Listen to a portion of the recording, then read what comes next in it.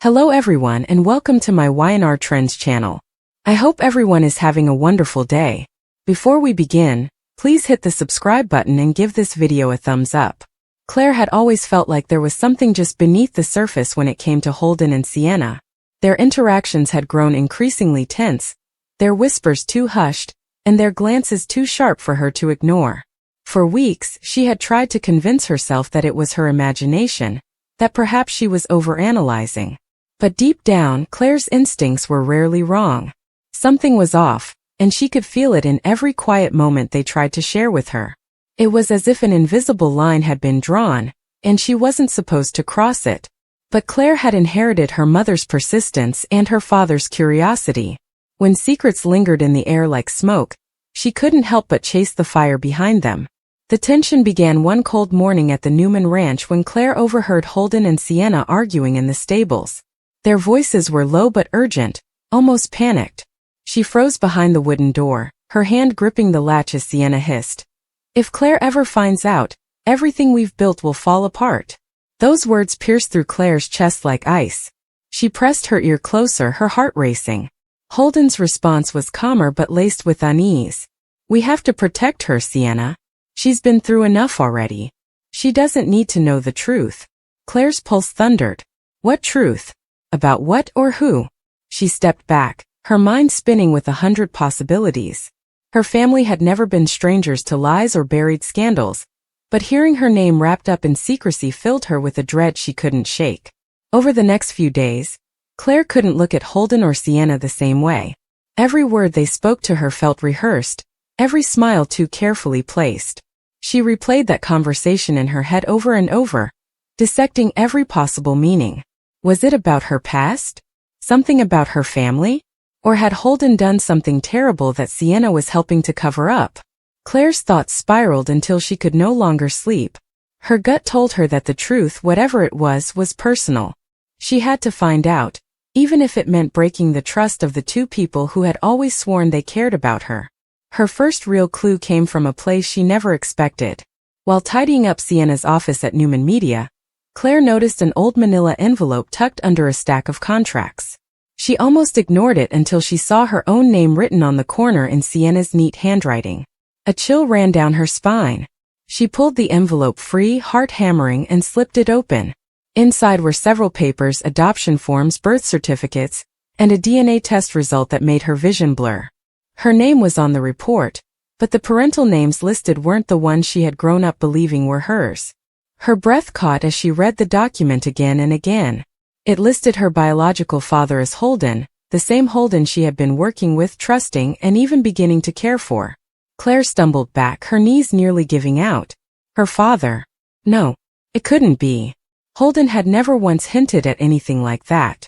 She dropped the papers, staring at them as if they would rearrange themselves and tell a different story. A tear slipped down her cheek as the realization sank in. Sienna had known, that much was clear. Her words from that morning echoed again. If Claire ever finds out. The room began to spin. Everything that had felt confusing over the past few months suddenly made sense. The way Sienna avoided certain questions about Claire's childhood, the times Holden had looked at her with a strange mix of pride and guilt, and the way everyone around her seemed to tiptoe when the topic of her biological parents came up.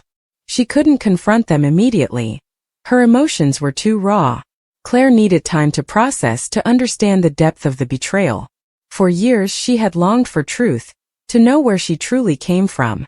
She had been told that her parents were distant relatives who had died tragically, leaving her in the care of family friends. It was a story she had accepted because it was all she had. But now, staring at undeniable proof, she realized that the people she had trusted most had built her entire identity on a lie. That night she barely slept. Every sound in the house felt like a haunting whisper. By dawn, her pain turned into resolve. She would demand answers, no more secrets. The next morning, she found Holden alone in the ranch kitchen, pouring himself a cup of coffee. He looked up, smiling warmly, unaware of the storm about to hit. "Morning, Claire," he said softly. But the moment she placed the crumpled DNA report on the counter, his face drained of color. "How long were you planning to keep this from me?" she demanded, her voice trembling but sharp. Holden froze, his hand tightening around the mug. Claire, she cut him off. Don't you dare lie to me again. Her voice cracked, and the raw hurt behind it made Holden flinch. Is it true? Are you my father? Holden set the mug down carefully, avoiding her eyes. It's complicated, he whispered, which only fueled her anger. No, she shot back, tears filling her eyes. It's simple. You either are or you aren't. He finally looked at her, guilt written across his face. Yes, Claire, he said quietly. I am. The air left her lungs as if she had been punched. The silence that followed was suffocating. You should have told me, she whispered. You had no right to keep this from me. Holden's voice broke. I thought I was protecting you. There were circumstances, things you don't understand. Sienna and I. Claire slammed her hand against the counter. Stop making excuses. You let me live a lie. At that moment, Sienna entered the kitchen, her expression instantly changing when she saw the papers. Oh God, she breathed, realizing the secret was out. Claire, please. But Claire turned on her sharply. Don't, she said. You knew this whole time. You've been lying to me for months. Sienna's eyes filled with tears. We wanted to tell you, she said softly. We were just waiting for the right time. Claire laughed bitterly. The right time? There's no such thing as the right time to betray someone like this. Holden tried to step forward, but she pulled back. Don't come near me. The anguish in her voice made even Sienna flinch. For the rest of the day, Claire stayed locked in her room, replaying every moment she'd shared with them. Every memory was now tainted. Holden wasn't just a mentor or a friend, he was her father. And Sienna, who had comforted her during so many difficult times, had knowingly kept this truth from her. It felt like the world she knew had been ripped apart, replaced by one built on deceit. She couldn't stop thinking about what else they might be hiding. If they had kept this from her, what other secrets lurked in the shadows? As evening fell, Claire finally left her room, her face pale but her resolve hard. She found Holden and Sienna sitting together in the living room, both looking devastated. I want to know everything, she said quietly. Holden nodded, his voice heavy. You deserve that. He began to explain that years ago, when he was young and reckless, he had an affair with a woman who was already married, a woman who couldn't publicly acknowledge the child she carried. That child was Claire. Sienna, who had been close to the family, had helped protect the secret when the affair threatened to destroy multiple lives. They had both agreed that the truth would only cause more pain. Claire listened in silence, her hands trembling. Every word was another knife in her chest. So I grew up believing lies because you two were too scared of the truth? She asked. Holden nodded weakly. I know it was wrong, but I wanted you to have a normal life. I thought if you didn't know, you could move on without carrying the weight of our mistakes. Claire shook her head. You weren't protecting me, you were protecting yourselves. Sienna tried to speak, but Claire stopped her. You of all people, Sienna, I trusted you.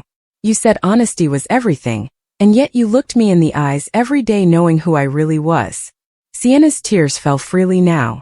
I'm sorry, she whispered. I never wanted to hurt you. But the damage was already done. Claire felt numb, hollowed out by betrayal. You both got to decide what was best for me, she said softly. You took away my right to know who I really am. She turned to leave, but Holden called after her. Claire, please. Don't walk away like this. She stopped, her back to them. You already made sure I never had a choice, she said, her voice breaking. Now it's my turn. Over the next few days, the fallout rippled through every corner of their lives. The Newman family quickly caught wind of the revelation, and whispers spread faster than anyone could contain them. Victor, ever the protector, confronted Holden with quiet fury, demanding to know why this had been hidden for so long. Nikki was torn between heartbreak for Claire and anger at the deception. The entire family dynamic shifted overnight. Claire wasn't just a young woman connected to the Newmans through work and circumstance anymore. She was part of them by blood. But that truth came with a cost. Claire found herself adrift, unsure of who she could trust. Every familiar face seemed to hold judgment or pity. She spent hours walking through the ranch grounds, trying to piece together her identity. Was she still the same person she had been before that morning? Or had her entire life been rewritten by a few lines of text on a DNA report? She thought about confronting her biological mother, But Holden's story about the affair made her realize that might open even more wounds. Still, she couldn't live with half-truths anymore.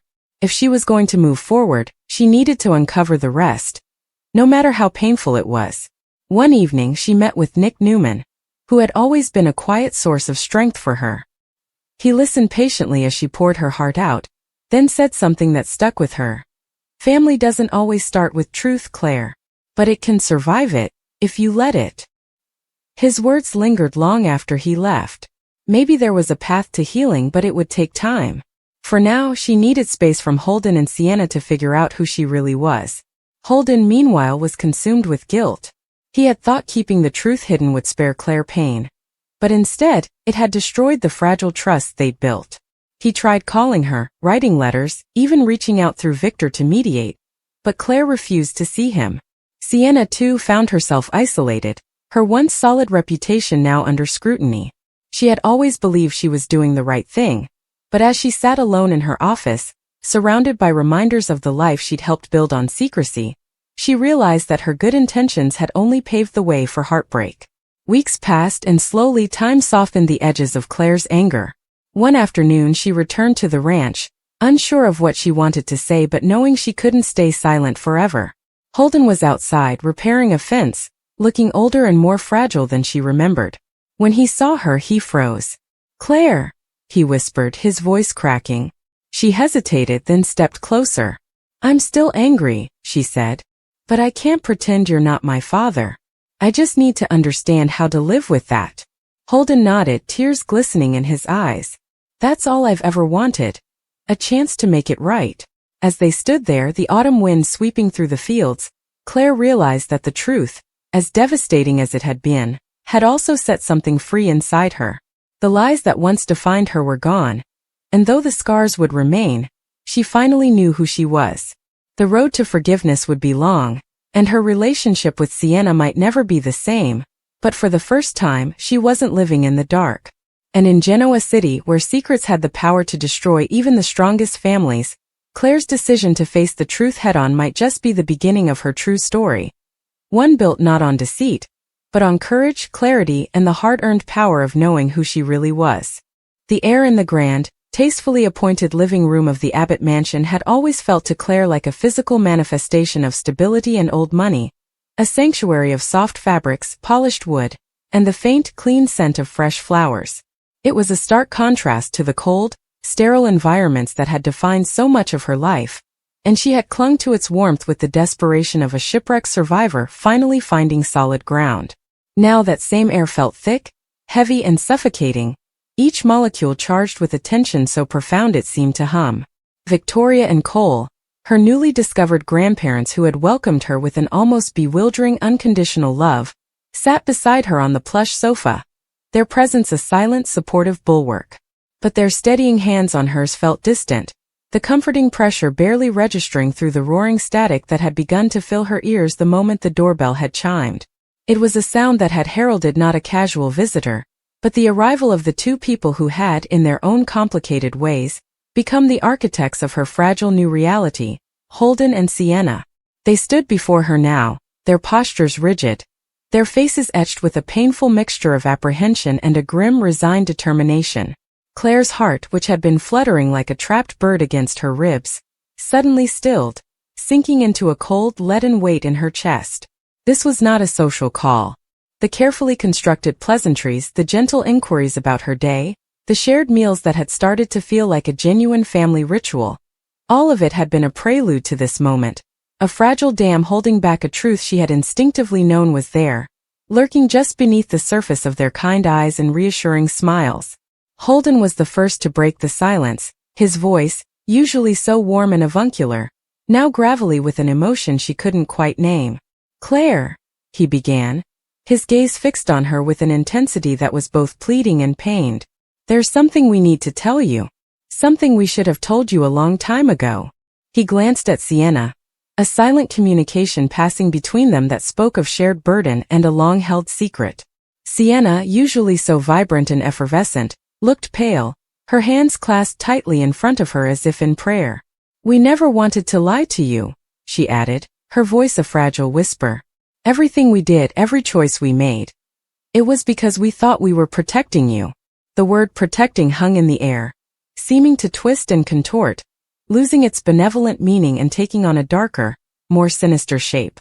Protection, in Claire's experience, had often been a synonym for control, for cages disguised as safe spaces. A cold dread, colder than anything she had felt in the sterile confines of her past, began to seep into her bones. She could feel Victoria's grip on her hand tighten slightly, a silent signal of solidarity, but it did little to melt the ice forming around her heart. She remained silent, her eyes darting between their faces, waiting, her entire being poised on the precipice of a revelation she suddenly, desperately, wasn't sure she wanted to hear. The story began to unfold then, haltingly, in fragments offered by first one, then the other, as if they were piecing together a painful mosaic they had long tried to forget. Holden spoke of a woman from his past, a woman of immense complexity and profound darkness. He didn't say her name at first, circling around it like a man afraid to awaken a sleeping beast. He spoke of a twisted obsession, a love that had curdled into something possessive and dangerous, a connection that had spanned years and left scars on everyone it touched. Sienna picked up the thread, her voice gaining a sliver of strength as she explained her own role, that of a friend, a confidant who had tried to help, who had seen the descent into madness and had felt powerless to stop it. They spoke in vague terms about a plan, a misguided scheme born from desperation and a warped sense of purpose. They mentioned a child, a baby girl, who had become the central figure in this dark narrative. Claire listened, her mind racing, trying to connect these abstract pieces to her own existence. She had known her own origin story was one of loneliness and institutions, of being unclaimed and unwanted. But this sounded like a Gothic novel. A tale of such dramatic tragedy, it felt impossible that it could be connected to her own mundane history of foster homes and quiet neglect. It was when Holden, his voice breaking, finally uttered the name that the first seismic crack appeared in Claire's understanding of her own life. Eve, he said, the single syllable laden with a lifetime of regret and sorrow. Her name was Eve. And then, as if that name was the key that unlocked the floodgates, Sienna added the crucial, horrifying detail. She believed with every fiber of her being that you were her child. Hers and Holden's. The room seemed to tilt on its axis. Claire's breath hitched. It was a claim, a fantasy of a delusional woman. A tragic story, yes, but not yet her story. She opened her mouth to say something, to ask what this had to do with her, why they were unburdening themselves of this ancient history to her, of all people. But the words died in her throat as she saw the look in their eyes. It wasn't just the pain of recounting a sad story about a troubled woman. It was a deeper, more personal agony, a guilt that was directed squarely at her. Holden's next words were barely audible, but they landed with the force of a physical blow. She was so sick, Claire. And we were so afraid of what she might do. What she might try to prove her delusion was real. A terrifying clarity began to dawn, fuzzy and indistinct at first, like a shape emerging from a thick fog. The pieces of the mosaic were no longer abstract. They were starting to align, forming a picture that was pointing directly at her. The protection, the secrecy, the shared heavy glances. It all coalesced around that one central unthinkable idea. The denial was her first fierce line of defense. No, she whispered, the word a stark rejection of the path down which her thoughts were careening. That's a terrible story, but it has nothing to do with me. She looked from Holden's grief-stricken face to Sienna's tear-filled eyes, seeking a denial, a confirmation that she was misunderstanding, that this was merely a confession of a past failure toward another person, another child. But they offered no such comfort. Sienna took a hesitant step forward. Claire, honey, Eve, she wasn't just a random woman. Her obsession, it was with you. She believed you were her daughter. The fog in Claire's mind began to thin, burned away by the heat of a dawning, horrifying comprehension. The vague story of a delusional woman was no longer a separate entity. It was a vine wrapping itself around the trunk of her own life, constricting, merging. The lonely childhood, the questions that were never answered, the feeling of being a ghost in her own life. It all started to make a terrible, twisted kind of sense. Why are you telling me this? Claire demanded, her voice rising, sharp with a panic she could no longer contain. What does her delusion have to do with me? Why does it matter what she believed?